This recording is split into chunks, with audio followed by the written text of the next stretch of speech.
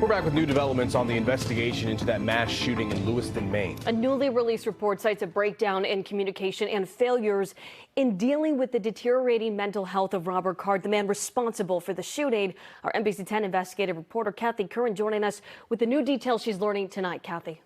And Priscilla, Card was an Army reservist, and his struggles with mental health were on full display in the months leading up to the shooting. The report shows multiple failures in the Army Reserve chain of command and between military and civilian hospitals treating Robert Card's mounting mental health concerns. I hope you understand that they're concerned enough about your welfare that they call. Police body cam footage from July of 2023 shows Maine mass shooter Robert Card's interaction with police after troubling signs of a man struggling with his mental health surfaced during Card's training at the U.S. Military Academy at West Point.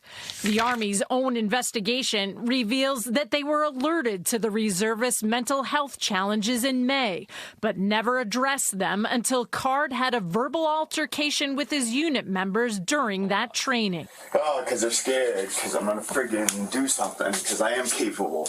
Months later, on October 25th, Robert Card killed 18 people and wounded 13 others in Lewiston, Maine.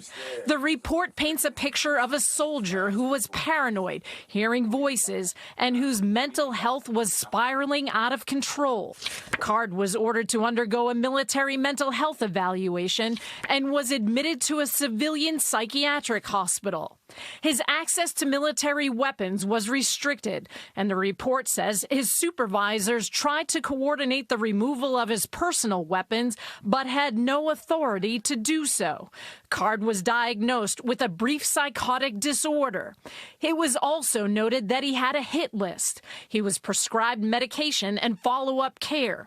The hospital attempted to have Card involuntarily committed, but he was discharged instead. One of the things that the U.S. Army investigation says is that it says that it's likely that his hospitalization in July into August protected both Mr. Card and members who were training at West Point. The minute he left the hospital and then went out into the community, where was the protection to everyone in the community? Lawyers for the victims and families say the Army should have kept Card on active duty and given him the care he needed. The objective evidence is that he was not healthy, he was not well, and he was not safe to be discharged and released back into the community.